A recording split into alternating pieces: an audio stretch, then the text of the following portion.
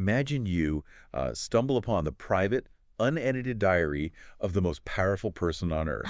Like you are holding the personal notebook of the absolute ruler of the known world, an empire stretching across entire continents. Right, the ultimate insider document. Exactly. So you open it up, and what do you expect to find? I mean, probably some juicy political gossip, maybe some grand egomaniacal delusions of godhood, or at the very least, a hit list of his enemies. For sure. But instead, you find a guy writing little notes to himself about, how to be patient with annoying coworkers, how to not let a chronic stomach ache ruin his mood, and how to forgive the people who actively betray him. It honestly sounds like the setup for a historical fiction novel, but it's completely real. That is the actual reality of the document we have in the diary of the Roman Emperor Marcus Aurelius. Yeah.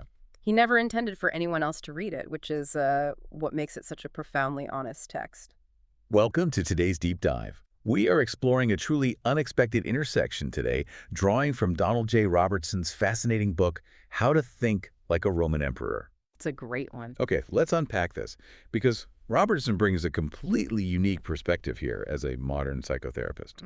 He realized that the clinical tools he was using every single day in his practice, like to help patients with anxiety and depression, they weren't modern inventions at all. Not even close. They were actually forged thousands of years ago on the dusty streets of ancient Athens and Rome. Yeah, and our mission today is to explore that exact overlap. We are looking at how Marcus Aurelius's private journal, what we now call the Meditations, essentially served as the ancient blueprint for modern cognitive behavioral therapy, or CBT. Right. We're going to look at the mechanisms he used to manage severe physical pain, conquer overwhelming anxiety, and diffuse explosive anger. And the crucial distinction we need to make right up front is that the goal here isn't to suppress human emotion. Which is such a huge misconception. It really is. The actual method is fundamentally shifting our value judgments about the world around us. Right, because when you or I hear the word Stoic today, with the lower cases, we immediately picture the stiff upper lip. The robot. Yeah. We think of someone who just bottles everything up, shoves their feelings down into a dark little box, and acts like a heartless, unfeeling statue while the world burns around them. Exactly. But Robertson is very careful to point out that this is a massive myth, that pop culture definition is not uppercase Stoicism at all. No, because suppressing emotions is universally recognized in modern psychology as incredibly unhealthy. And the ancient Stoics were surprisingly well aware of that. I mean, the pioneers of modern CBT, like Albert Ellis and Aaron T. Beck, they actually read the original Stoic texts. Wait, really? Yeah. They cited them as their direct inspiration for modern therapeutic practices. They shared this foundational concept known as the cognitive theory of emotion. Okay, so what is that exactly? It's the idea that our emotions are not directly caused by the external events that happen to us. Rather, our emotional responses are generated entirely by our underlying beliefs and our value judgments about those events. So if you're driving to work and someone aggressively cuts you off in traffic, the physical event of the car swerving doesn't actually make you angry. Right. It's your internal belief that this person is deliberately disrespecting me, and this is an intolerable outrage that actually pumps the adrenaline into your bloodstream and makes you want to, lay on the horn. Exactly.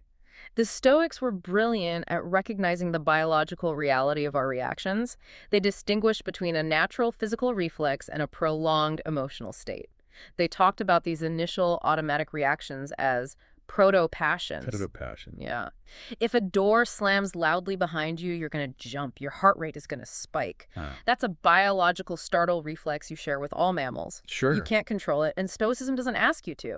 But what you do in the seconds after that reflex is where the philosophy actually takes over. Because the unwise person feels that racing heart, feels the sudden shot of cortisol, and immediately adds a catastrophic narrative to it, right? Like, we're under attack, someone broke in, this is a disaster, I'm going to die. Yes. And if we connect this to the bigger picture, that completely flips the script on mental health and resilience. How so? Well, the Stoic feels the exact same racing heart from the slamming door. They acknowledge the physical sensation of the adrenaline, but they actively refuse to add that catastrophic story. I see. The overarching goal of life in this framework isn't to somehow aggressively arrange the external world so that bad things never happen to you, because, that's impossible. Obviously. The goal is to realize that true harm only happens to your character, and that harm is generated entirely by the judgments you choose to layer over reality. That makes total sense in theory, but, Hmm. when your heart is actually hammering in your chest, how do you practically stop that catastrophic story from taking over? It feels so automatic. Well, it starts with the literal vocabulary you use, both out loud and in the silent voice inside your head. Language dictates perception. Back in Marcus Aurelius's day, the Roman elite were absolutely obsessed with sophists. These were highly paid rhetoric teachers who competed to see who could use the most flowery, emotional, and exaggerated language to captivate an This audience. is all about creating a dramatic spectacle to manipulate emotions. Exactly. The Emperor Hadrian, who was Marcus's adoptive grandfather, absolutely loved that theatrical stuff. He would engage in these petty, pretentious debates just to humiliate intellectuals and show off his He vocabulary. was a big fan of the drama. Big fan. But Marcus and the Stoics went the opposite direction. They practiced an anti-rhetoric, preferring stark, unadorned speech. Zeno, the founder of Stoicism, introduced a core concept for this called phantasia cataleptic, which translates roughly to objective representation. Right, objective representation. It means describing an event strictly as a series of indisputable facts without layering any subjective value judgments, adjectives, or, drama on top of it. Just the facts. Just the facts. The Stoic teacher Epictetus famously used the example of a shipwreck. If your ship goes down, you shouldn't cry out, "This is an awful tragedy, I've lost everything, the gods are punishing me, my life is over." Right. You train yourself to simply state, "The ship is lost." You stick purely to the bare mechanics of what occurred. I have to play devil's advocate here, though, because to a modern listener, that sounds a little bit like toxic positivity. Oh, sure. Or maybe just gaslighting yourself. I mean, if your ship literally just sank, your entire livelihood is at the bottom of the Mediterranean Sea. Isn't saying the ship is lost just lying to yourself about how terrible the situation genuinely is? It sounds like it, but it's actually the opposite. Toxic positivity is slapping a fake smile on a terrible situation and chanting, "Everything is awesome." Objective representation is, it's about stripping away hyperbole so you can see reality with total, unflinching clarity. So taking the emotion out so you can deal with the facts. Exactly. Let's look at the modern clinical equivalent. Aaron T. Beck, the CBT pioneer we mentioned earlier, developed a technique called decatastrophizing. When you catastrophize, your brain spirals into what-if mode. Oh, yeah. What if I lose my job? What if I end up homeless? What if my family starves? Yes. You trigger a massive stress response over an imagined future. Decatastrophizing forces you to shift from the panic of what if to the grounded coping mechanism of so what. Okay, so you follow the thread to its actual logical conclusion rather than the emotional one. Like, so what if I lose my job? It will be highly inconvenient. I will have to aggressively cut back on spending, but I will write a new resume. I have marketable skills, and I will find another source of income. Exactly. You downgrade the perceived threat from a world-ending existential catastrophe to a manageable, mundane inconvenience. That makes a lot of sense. Think about a seasoned doctor in a busy emergency room. When a patient comes in with a severe trauma, the doctor doesn't panic, throw their hands up, and scream, "This is a catastrophe!" You'd hope not. Right. They chart the symptoms on a clipboard with a sense of detached curiosity. Patient has a severe laceration, blood pressure is dropping. They are fully engaged with a high-stakes reality, but they neutralize their internal language so their brain stays out of panic mode, allowing them to actually solve the problem. It's easy to see how neutralizing your language works for external events, like a lost ship or a lost job. Those things are outside of you. But what happens when the threat is entirely internal? What happens when your own body is the source of the suffering? Reading Robertson's book, I was shocked to learn about Marcus Aurelius' physical reality.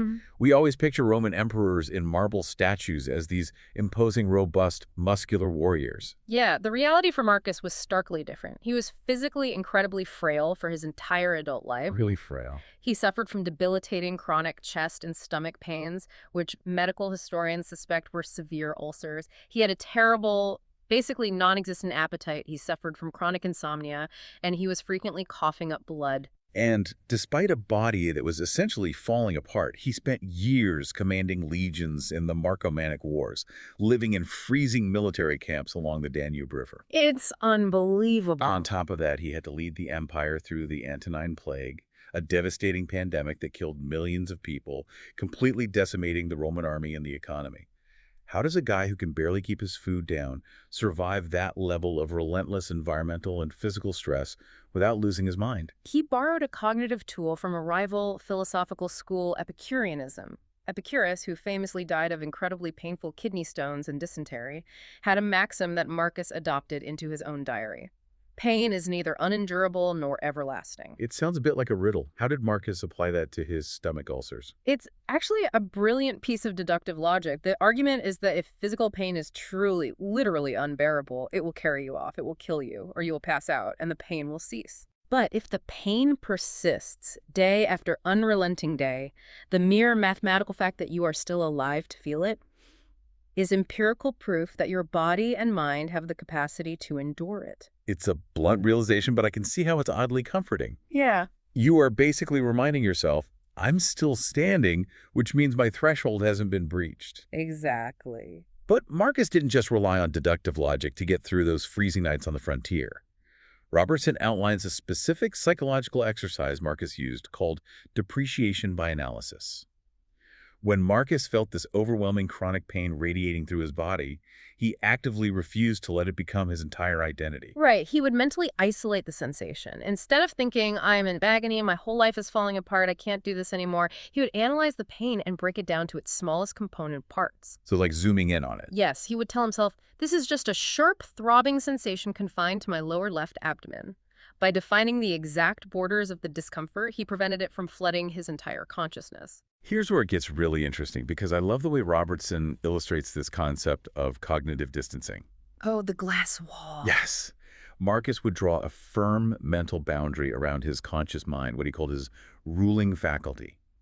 He would acknowledge the pain existed, but he would leave it over there in the physical tissue of his body. Yeah. It's like you were standing in a perfectly quiet room looking at a roaring, chaotic fire through a thick pane of soundproof glass. The fire represents your physical pain. You can see it raging, you accept that it's burning, but you don't have to let the heat penetrate the glass and burn your mind. You observe it with that same detached emergency room doctor curiosity. It's so powerful, and modern pain management therapy utilizes this exact same framework. A therapist might ask a patient dealing with chronic nerve pain to picture their pain as a physical object, maybe a heavy, jagged red block, and imagine setting it on a chair across the room. When you stop fighting the reality of the pain, when you accept it as a natural, indifferent physical sensation rather than a catastrophic personal attack by the universe, your muscles stop tensing. You drop the secondary emotional struggle. Right. And paradoxically, dropping that emotional resistance often severely reduces the intensity of the actual physical suffering. So Marcus is using the glass wall to manage the pain happening right now. But as the emperor, his present pain was only half the battle. The mental burden of the future must have been crushing. Oh, undeniably. I mean, he has barbarian hordes invading from the north, a plague wiping out his tax base, and constant political backstabbing in Rome. How do you use Stoicism to deal with the anxiety of what might happen tomorrow? You lean into one of the most counterintuitive yet highly effective practices in the Stoic toolkit, premeditatio malorum, or the premeditation of adversity. The premeditation of adversity. Yes. Marcus integrated this into his core morning routine. Before he even left his military tent to face the day, he would sit quietly and deliberately visualize encountering the absolute worst kinds of people and situations. He literally wrote to himself, "Today I shall meet with the busybody, the ungrateful, the arrogant, the deceitful, the envious, the unsocial." I'm sure anyone listening to this has had mornings where they dread going into the office because of one specific coworker. Oh, absolutely. But doing it deliberately? It sounds overwhelmingly pessimistic. It feels like a terrible way to start your morning, proactively assuming everyone is going to be a complete jerk to you. It definitely sounds bleak at first glance, but the psychological mechanism underneath it is about building neurological tolerance. In modern behavioral psychology, this is known as stress inoculation or imaginal exposure. Okay. When you worry about a future event involuntarily, your amygdala, the fear center of your brain, is just spinning in a panic loop, dumping stress hormones into your system because it thinks the threat is happening right now. Because the brain doesn't always distinguish between vividly imagining a threat and actually experiencing one. Exactly.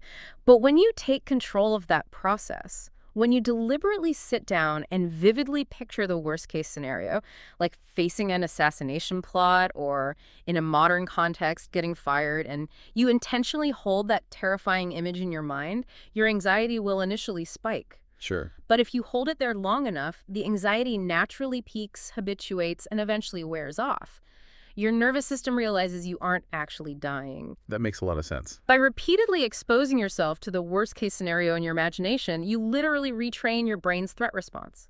It stops treating the possibility as an active emergency.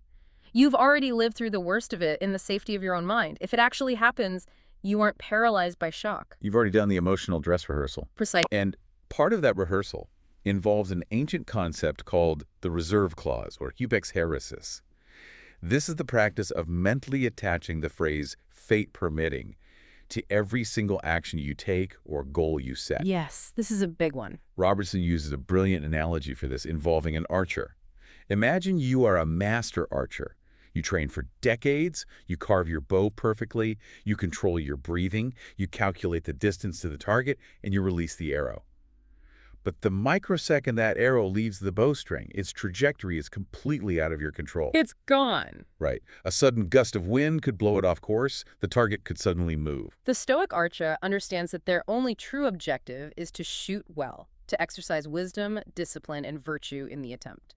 Actually hitting the bullseye is what they called a preferred indifferent. A preferred indifferent. Yeah. It's nice if you hit it, you aim to hit it, but the outcome isn't fundamentally up to you. If that gust of wind blows the arrow off course, you don't collapse into a temper tantrum. You accept the miss with equanimity, because you know you executed everything within your own control flawlessly. It's a profound way to detach your self-worth from the chaotic outcomes of the real world. It really is. Now, it's one thing to use the reserve clause when you miss a target, or to prepare for a deceitful politician in your morning meditation. But the ultimate question is, do these philosophical tools actually hold up when the empire literally catches fire?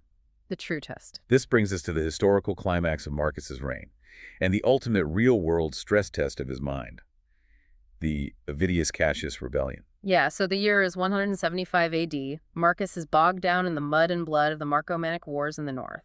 Meanwhile, thousands of miles away in the eastern provinces, one of his most brilliant and trusted generals, Avidius Cassius, launches a catastrophic betrayal. Unbelievable. A rumor spreads that Marcus has succumbed to his illnesses and died. Cassius uses the confusion to seize the entire eastern half of the Roman Empire, including Egypt, which is the vital grain supply that feeds Rome. He declares himself the new emperor. Half the empire is ripped away in a flash. The Senate in Rome goes into absolute panic mode, expecting a brutal civil war. To understand how wild Marcus's reaction is, you have to look at his predecessors. Roman emperors were not known for their chill. No, not at all. We talked about his grandfather Hadrian earlier. Hadrian had a famously terrifying temper. There's a historical account of Hadrian getting so blindingly angry at a minor mistake that he grabbed an iron pen and stabbed a slave in the eye with it. It's brutal. That is the baseline for imperial rage. So how does Marcus Aurelius, the philosopher king, respond when his most trusted general tries to steal his throne and tear his life's work apart? He responds with a level of composure that almost unnerves his own staff. Yeah. He doesn't fly into a murderous rage. He doesn't order mass executions of senators who might secretly support the rebellion. Instead, he turns inward to his philosophical training. Marcus had a specific checklist of cognitive techniques, often referred to as the gifts of Apollo, that he would systematically run through whenever he felt anger rising. Okay. The most foundational of these was relying on the Socratic principle that nobody does wrong willingly. I can imagine a listener hearing that and thinking that is incredibly naive. I mean, when someone is actively marching an army to destroy your family, how can you possibly say they aren't doing wrong willingly? What does that mean in practice? It requires a massive shift in perspective. Marcus trained himself to view Cassius not as an evil, cartoonish monster, but as a human being who was profoundly ignorant of what was truly good and truly bad in life. Yeah. Cassius genuinely, but mistakenly, believed that seizing power, hoarding wealth, and betraying his friend would bring him happiness and security. The Stoics argued that just as a person who is physically blind cannot see the sun, a person who is morally blind cannot see the truth of virtue. So you don't get angry at a blind person for accidentally bumping into you on the street. You pity them for their lack of sight. Yeah, exactly. And what's fascinating here is how deeply Marcus internalized this. He viewed Cassius the way a physician views a delirious, sick patient. The rebellion wasn't a personal insult. It was merely a symptom of Cassius's diseased mind. Wow. Marcus stood before his own legions, who were gearing up for a bloody march east, and delivered a speech that left them stunned. He declared that his greatest desire wasn't violent revenge, but to show radical clemency. He wanted to forgive him. He wanted to use this crisis to demonstrate to the world that there is a right, virtuous way to handle even a civil war. His ultimate goal was to capture Cassius alive and publicly forgive him. But history robbed him of that cinematic moment, didn't it? As Marcus's massive army started marching east, Cassius's own troops realized they had made a terrible mistake. They panicked, turned on Cassius, and assassinated him. They cut off his head and brought it to Marcus, likely expecting a massive reward for ending the war. And Marcus refused to even look at the severed head. He openly wept for the man who had just tried to overthrow him. He was genuinely heartbroken that he had been denied the opportunity to show mercy. That is just incredible. But he still stayed incredibly true to his principles. He completely pardoned Cassius's family, he protected his political enemies in the Senate from being purged, and he flat out refused to let the rebellion turn into the typical Roman bloodbath. He took the worst possible political disaster and used it as a canvas to practice his philosophy. So what does this all mean for you and me? You probably aren't commanding Roman legions on the Danube, and hopefully you aren't fighting off usurpers in Egypt. Hopefully not. But Robertson's deep dive into Marcus Aurelius proves that the fundamental mechanics of the human mind haven't changed in 2 millennia. By actively shifting your value judgments, you can neutralize the suffering of a chronic physical ailment. Using cognitive distancing, putting the fire behind the glass. Exactly. You can diffuse your midnight anxiety by premeditating adversity, using decatastrophizing to get your brain from what if to so what. And you can conquer your anger toward the people who hurt you by recognizing their actions as a symptom of their own ignorance, treating them with the detached, objective empathy of a physician. It's brilliant. If you take all these ancient tools and apply them to your modern stressors, it leaves you with a truly profound way to view your own life trajectory. Absolutely. I want to leave you with a final thought to mull over, drawn directly from the core of Marcus's worldview. Think about the most frustrating obstacles you are facing right now. The incredibly difficult boss, the looming financial stress, the physical ailment that won't go away. What if those things aren't actually misfortunes at all? What if nature is like a great cosmic physician? And what if the specific painful hardships you are facing right now are not random cruel punishments, but the exact medicine prescribed to you, perfectly designed to train your specific character and unlock your ultimate resilience?